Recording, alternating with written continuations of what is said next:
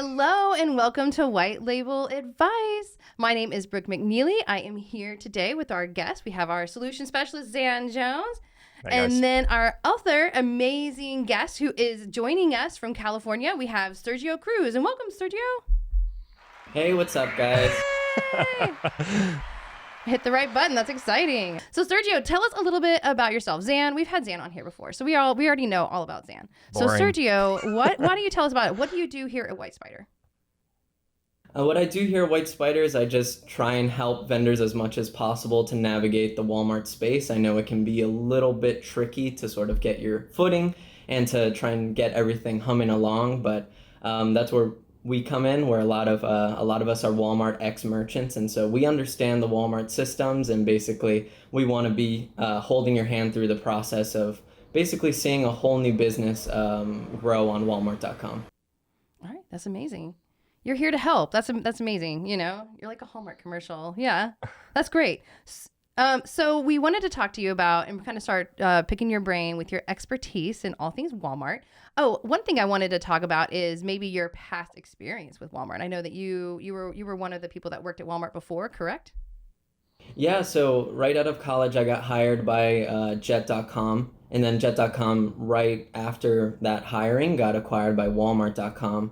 And so I got put, at the time, there was this position called category specialist. So basically, you're fresh out of college, and then somebody gives you a $5 million P&L to manage, and basically, whether you're in charge of popsicles or running shoes, you basically just have to learn every bit of the business and then grow it as much as possible. So right out of college, I was working on compact washers, dryers, and dishwashers, which is great because I love tiny homes. I love like looking at RVs and campers. But after a while, we started transitioning into full-size washers, dryers, and dishwashers, which Is that like a promotion where you're going from tiny to like large?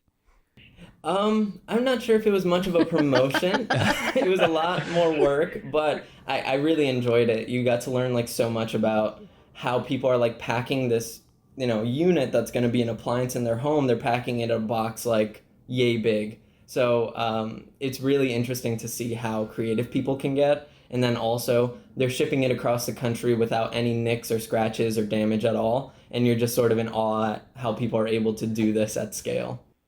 That's crazy.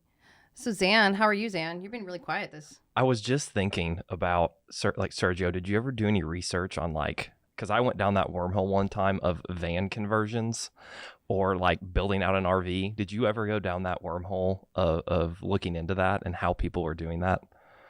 Yeah, of course. There's like there's actually like a couple of shows on Netflix that are like Tiny Home Revolution. Like I'm a big HD Zan and I were actually talking about this yesterday. Yeah. We're both big HGTV fans, and so whenever Netflix has like a HGTV adjacent show, like I'll just sit there and watch the whole series in like one sitting.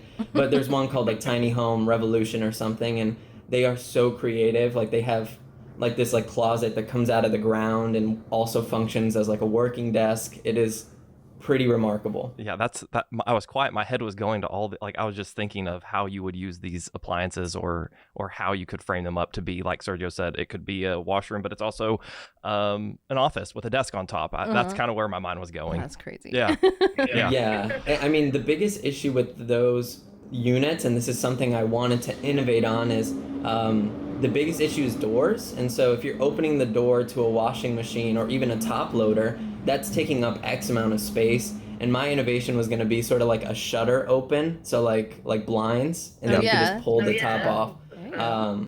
That way you save all the space, and it just sort of goes into the back of the washing machine. But if anybody listening works in the appliances space, take the idea, run with it. Yeah. You know, I just want to see it come to fruition. You're I like- don't really care You about don't even want the royalty. recognition that this was my idea. Whenever Sergio builds his own house, he's going to only have pocket doors or sliding barn doors. Sliding barn I can see doors, it. That's yeah. all he's going to have in there. I like those barn doors, but Yeah. yes. So what we're here to talk about is Yeah. not tiny homes, which we could talk about forever, but we wanted to talk about item setup. And so when you get into Walmart and you have an item and you want to get it on Walmart.com, what do you have to do to set up an item on Walmart.com? Yeah, so there are a couple of options. So the first is item setup by match. Basically, what that means is there are tons and tons of vendors on Walmart.com who are possibly selling the item that you also intend to sell. And so you can basically just set up with the same UPC, and what you'll be doing is making another configuration. So let's say you're trying to sell a cleaning wipes that are being sold directly to Walmart stores by the brand, but you have access to inventory as well, and you want to set up marketplace. What you'll do is you'll plug in the UPC, which should correspond in both places, and then it'll give you basically all the content already filled out, and you will show up as another configuration. Basically, when you go on Walmart.com and you go to a product page and it says see more offers, all of those items will share the same UPC and might have been set up using this method of setup by match. What's the other one? The other one is going to be the one where I think everyone should do this. It's bulk setup by template. So really with this bulk setup by template, what I always urge people to do is like really give it the TLC.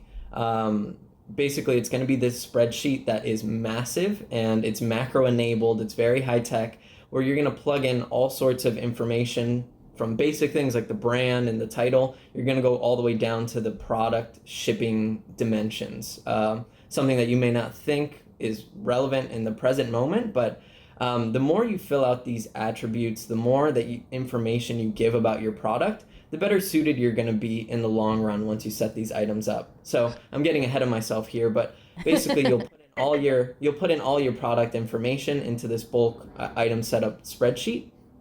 It's usually broken out by category. So if you're selling in a couple of different categories, you'll set up a different tab for each category, and then you'll submit those and get those uploaded to Walmart.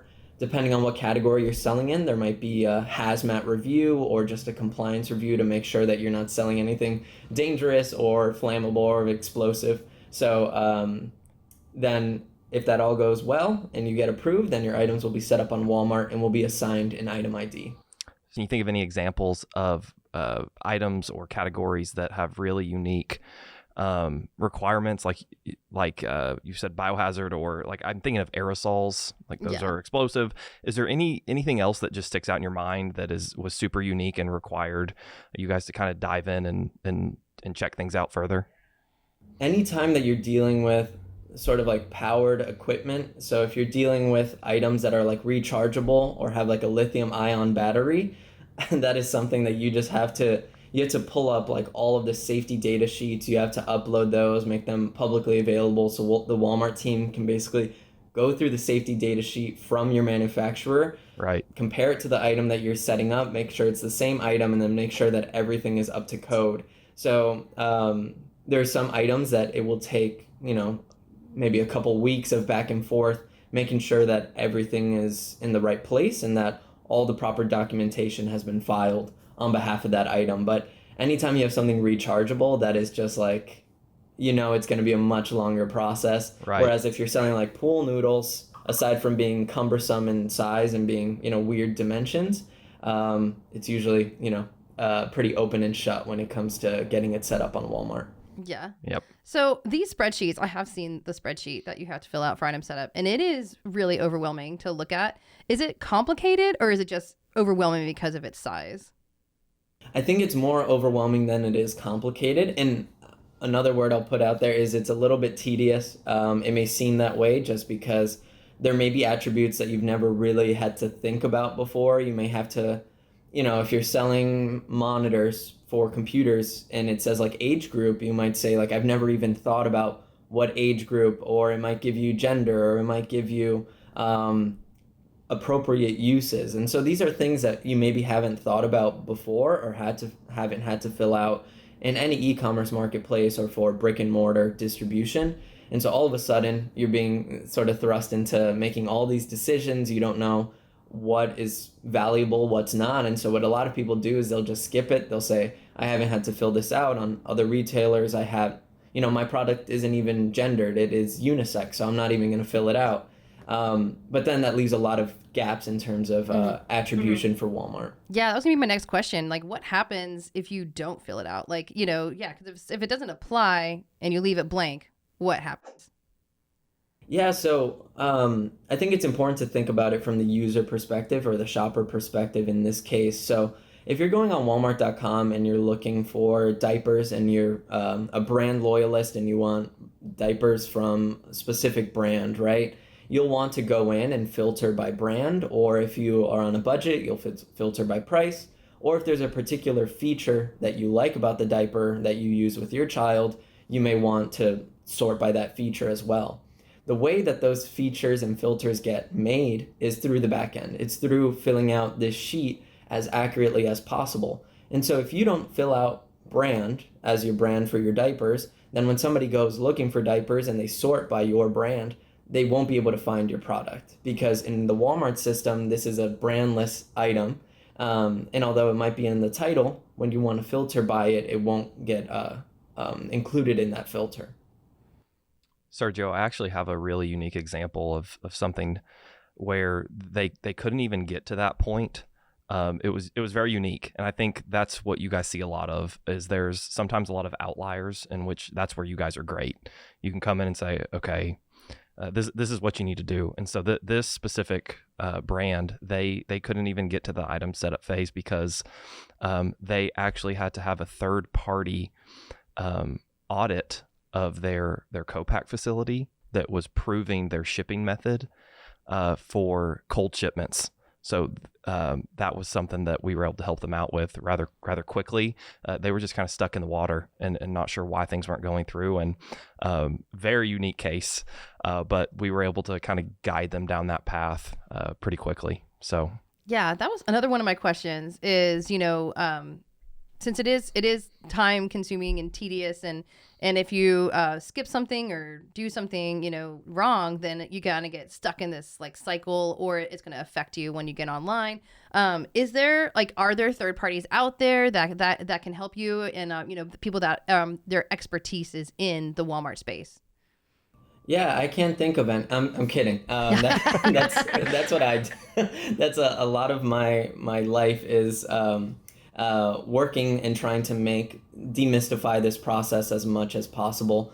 I would say I would rather get called in on the front end before you're looking to set up items on the catalog, when you're doing your SKU rationalization and saying, okay, we want this item to be sold online for X price and, in these channels. I would love to be a part of that conversation, because that's a lot easier than, 4 or 5 months down the road. Your variant groups are breaking, your item isn't showing up in search, you're unable to change the title of your product. That's a lot more of a sticky situation. So you mentioned before, the time, the time payoff of working on these sheets.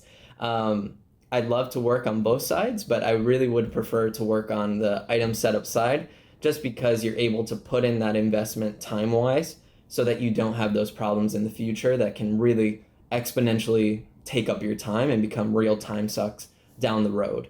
Luckily, you can hire someone like me, and I'll alleviate that and take that off your plate. But really, it's a best practice, I think, for anyone selling on Walmart to really, really focus when you're setting up those items initially. I have an analogy that's going to tie us a little bit back into tiny houses. Wait, hold on. Get ready for Zan's analogy. Yeah. Sergio, this might not hit home with you, but for any of the DIYers out there, Sergio, working with Sergio and WhyteSpyder, it's kind of like whenever you're building a frame of anything, whether you're building a house or a box, having your frame squared up and even. Whenever you're doing everything after that, it's going to make things a lot easier. So Sergio can help make sure you're getting everything framed up properly, and XYZ to follow will be so much easier down the road. Sergio, what do you think? I mean, I feel like I more rely on Zan for the DIY stuff. He taught me what a speed square was yesterday. Yeah, I have no idea. Oh, you don't? No, really? Okay. I know my husband does. We've done a lot of do-it-ourselves, home improvements, but I try to stay out of the way when we're getting everything ready. Sergio is your speed square of WhyteSpyder for item setup. There you go. Yeah. I hope that I'm like the hotline. I hope that they're like on every one of every vendor in America. I hope there's a little rotary phone that has a SKU Ninja logo on it, and they just use that phone when they're in real trouble and they need to call me, and I can come in and fix everything. That's my hope a red and my phone, dream. yeah. Oh my God, Sergio, help me. It just has one button and it's my face. It's just just like your my face. big Yes. forehead. It's Sergio. I love Like that. it's a panic button, but it's a Sergio button. Right. Oh, that's Hey, great. that could maybe be something that That, we. I know that's gonna be Yeah. a thing now. That could be a thing. But I also want to talk about product type, and so what, like I guess when you're getting set up, and that's in being put into the right product type during the setup process. I mean that seems to be pretty important. And how do you how do you get a product type? How does your product get assigned a product type? Yeah, so I think that is one of the parts of the Walmart ecosystem that people don't really understand 100%. So when you're like setting up a large assortment on Walmart.com, a massive catalog of maybe 100, 150 items, you may just quickly say, I want to set these items up now, and then I'll do the content later. I'll fill in all those attributes. I'll change my titles to be Walmart Style Guide compliant.